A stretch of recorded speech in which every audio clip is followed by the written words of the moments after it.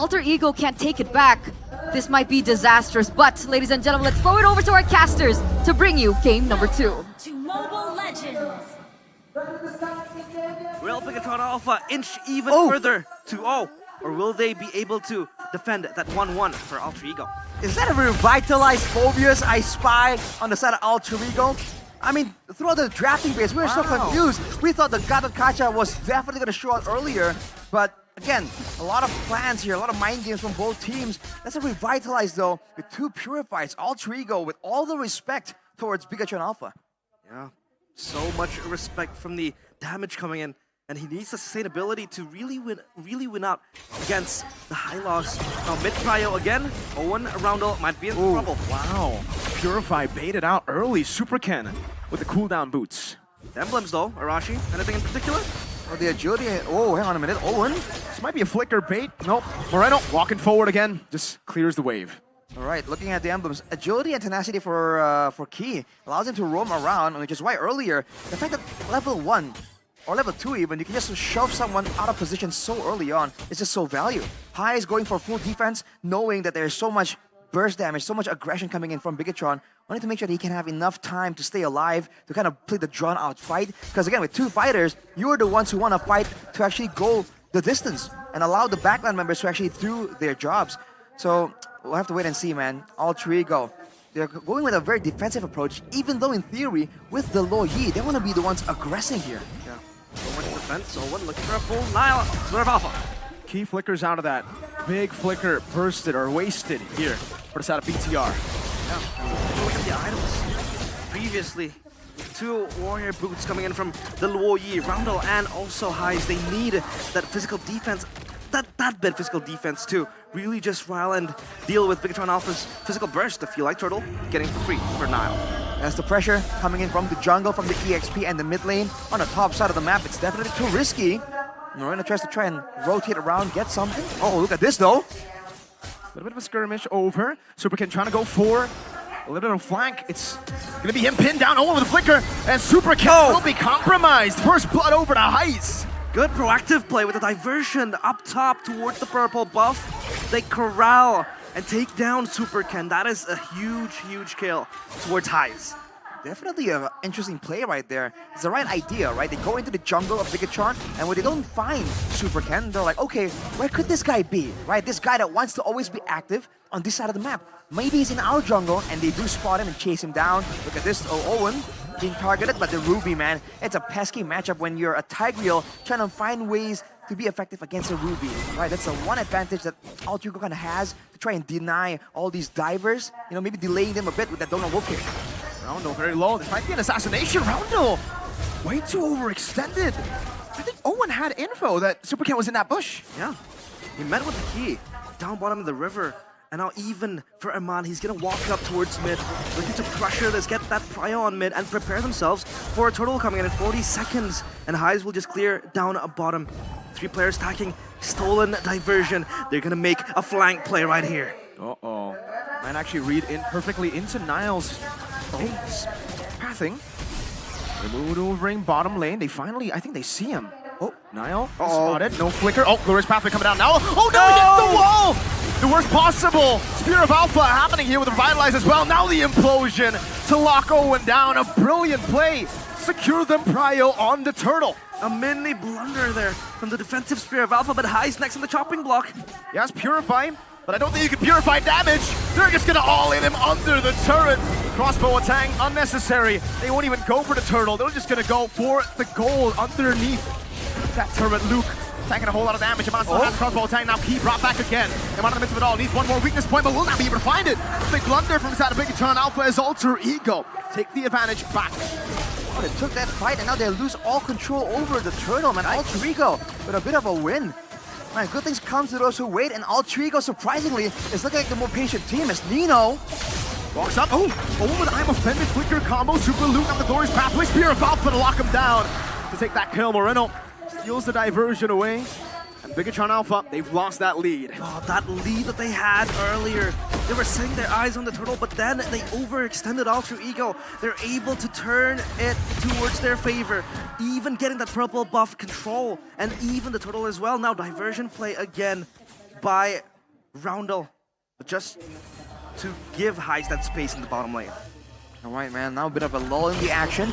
But once again, you can see that Bigetron Alpha, they're trying to find their way around the map a bit more reliably, but Alter Ego with the built-in diversion that doesn't have to be stolen with the IMU is able to actually find a lot more moments here. But look at this game fact by our new application, GoPay. Among all MPL regions, Moreno is the only mid laner to achieve a Maniac, not just once, but twice. Not even few can do it. Moreno, he steps up on these big games. He was the game changer in game number 1, but the diversion play now looking for something. Nile might again be the same victim right here. Oh! Implosion locks him down the Blur's pathway as well. Great picks for BTR with the diversion. The fact that they're able to find the jungle again and again, it's a great value. And because Bigetron are playing this dynamic style, Nino's kind of left alone. This is a strong laner, the Phobius, that wants to kind of go and do it out. But since he's kind of left alone, you know, to just clear the waves, you can see he's falling behind you in the maneuverability. Bigetron are just outmaneuvering Alter Ego, even though in theory, Alter Ego is supposed to be able to match this as well. Yeah, the items now, Thunderbolt completed for Nino, and even the Talisman for Roundel to give them an extra cooldown reduction. But anything in particular you see, Arashi? Well, they're starting on the side once again, followed by most likely the glowing one from Moreno. Yeah. So it's a combo that's kind of working really well for him. And on top of that, you saw, I think Supercan starting to build up some of the items. Not really at that maximum burst power spike just yet, but I think he's still willing to go in for the contest. Now he's 1 level down. Turtle, half HP. Moreno dealing with the Arm of Fennec. Key implosion! Over to the back. Oh! Fennec gonna be safe just now. As now goes with the top, but the combo is massive. Nino walks up forward. Damage coming down. Nile will fall. Nino getting another stack of Infernal Pursuit over to Super Luke, who will not be able to survive. A hold up just a second. This horse is a tanky boy. Heist gets the kill. That's a 3-for-1. But Turtle over to BTR. They're not stopping here. Moreno spots it, goes for the Terrify, flickers out. Iman walking up, now gonna be popped by the Infernal Pursuit. Nino decides against going in with the Infernal Pursuit. Bigetron disengages, Highs in the bottom lane, getting a free turret.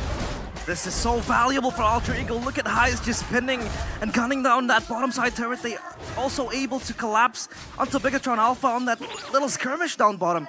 But Key, with the conceal, looking for something, but no. Heist will just go away scot-free. Man, Bigetron, they're getting great engages, but afterwards, they gotta be a bit more aware of the composition. When you're against a Logi and a Phobius, you get grouped up together by the yin-yang effect, and then just bounced on by Nino, getting hit by all the damage coming in from Owen as well, you know, just all the AoE. You gotta be careful in the spacing, right? Initially, after the implosion, go get your burst damage out, and then spread apart, man. You can't stick around together when you're against a team like Alter Ego.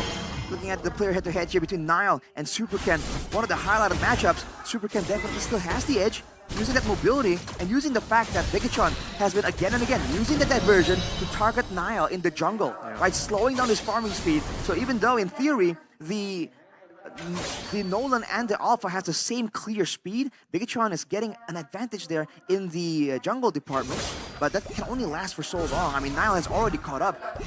Yeah, glowing one completed by Moreno, and if you take a look at Nino, he has 6 assists out of 7 kills that Alter Ego has. Nino has been present for most of the 6 times they fought. I know Super Luke might be the one to open the bush, but he might be caught. I'm offended, used up already. Nino will go for Infernal Pursuit. Super Luke passing Revitalize. Moreno goes for a little bit of poke. Lord Pry over to BTR. Supercan dealing with the wave in the mid lane. But take a look at Highs. Busy, always on this Moskov. Always on the split push, always on the segue play, looking to just open up the side lanes. And Iman will be the one to catch it.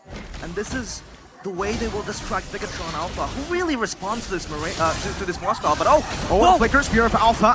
Already used up. Key now with the implosion as well. Bursting it down. Owen, wow. Didn't expect him to disappear like that. Bigetron's got burst. They will work on the Lord though. Nino, This is has free. to back off. This is free. For Bigetron Alpha, Alter Ego, they don't have anything to do with this. But Moskov will be up top, looking to get the turret. No, not even the turret. They get the Lord. And Bigetron Alpha, they grab everything they have. Man, that's so good, man. The burst onto Owen. Like we said, the Ruby as well is a utility type of hero. She isn't really inherently tanky. And Iman, with that advantage, picks up the Wind of Nature. Still won't help him against Nino, against Nile as well with the true damage. But it's definitely a great addition there when it comes down to those tricky outplay moments, considering how close Iman has been playing. He's been right next, up close and personal to the members of Alter Ego. Now with the Lord on their side. Can they actually go for something here? Glorious pathway to the diversion as well. Oh! Explosion from Key! Finding three, great purify, Spirit of Alpha, baited out. Key getting the shove on the three now. Super Ken walking forward with Fracture Nile. Very low. Will not be taken down. Now Iman walks forward, looking for all the weakness points. Will be able to find it. Iman gets the Inspire, but luckily, that's a winner crown. Nino low again with the assassination on the Fracture. Oof. Man, once the winner crown gets used up, they can't defend. Iman, wrong side of the base, pops into the nature, gets out of the base. Risky plays from BTR. Super Ken gets the Fracture and the passive from the turret pops. Thankfully they have that second life, that second win. But Bigetron Alpha, they're just running it rampant and running it down against Ultra Ego. They lose Nino, they lose Highs. That was the perfect pincers movement coming in from Ultra Ego, rather from Bigetron Alpha. I mean, dude, the fact that they were able to actually go in and out again and again, bait out resources from Ultra Ego was just so good. Now looking at the advantage here, 2.5k gold more or less for Super Ken, almost 1.5 for Moreno. Both of them in that previous fight dealt close to 10,000 damage on the hero that's essentially cooldown based. They're able to get in, get their damage out, hide away in safety, out of vision, and come back in. Ultra Ego, if they want any chance of winning this game, they have to find ways to force Bigetron Alpha to commit, the same way they did in the previous fight, where Ultra Ego were able to get all of the value. But with the adjustment from Bigetron, you're seeing it with how they position, with how they approach the fights, from two different angles, with starter timing. Ultra Ego are definitely struggling right here to get a right read, and because of that, even the diversion from Rondo hasn't really been able to be used to its full effect from Ultra Ego. Yeah. Have to bank on a momentum, but it's so hard because Bigetron Alpha, they have way too many collapse tools they can use. Even Super Luke just constantly opening up his body. The Glorious Pathway looking to just run around Ultra Ego, and this is going to be a tough hill to climb. Even Bigetron Alpha just waiting for the momentum to catch Ultra Ego. Ultra Ego is just caged in their base. They don't have control of their own jungle. They don't even have control of the side lanes as well. Now then the question becomes, how does Ultra Ego really play this out? Will they play the base defense scenario? I feel like the base defense scenario isn't as good as it was in game number 1. Now they have to find ways to kind of catch Bigetron Alpha in a combo, right? Group them together and then get all those AoE damage in. But Bigetron, look at that setup, dude. Gathering on the far side of the map away from the Lord to ensure that Highs does not have a safe time to really go for the sideline push. Now they see both the Loyi and the Moskov. Bigetron Alpha are going to try and force them to try and make a move, and they have done it. Look at Moreno. He spotted the diversion. He spotted Moskov now in the mid lane, clearing out the wave. Bigetron Alpha with the Prio Key. Walking up forward now with the Spirit of Alpha. He will not be able to find him with a crown. He's up SOD. Super Ken winning out the Red Tree battle as Nile will be locked down now with the Crossbow Tang as well. Again, Super Ken getting out. Crossbow Tang not getting rid of it. Memana now popping over to nature as Nino jumps for the pursuit. Luke for Nile, but the Lord again goes to the hands of BTR. Diversion play all the way to the back. Roundel. His position is compromised. Moreno walks up forward, goes in high. From Super Ken. Nino with the infinite pursuit, chasing Super Ken down. He should be taken out, but no, he gets out. Iman baits in for the pursuit towards his side. Gets all the weakness points. Doesn't have the crossbow attack. Now defended, but Iman will be shut down. Moreno gets the trade over. Owen with a flicker forward, backwards rather. Now as the Lord has taken the base turret. I don't know if that was worth it. Ultra Ego fought when the Lord was up. Owen getting caught by the Fracture. Moreno moving forward. The zone over. BTR 6,000 gold ahead. That is match point. 2-0. The nail in the coffin in the last fight. They were able to match it out in the Lord Pit, but somehow with the stolen diversion, they're able to shut down the rotations from Highs, from Nino, and Bigetron.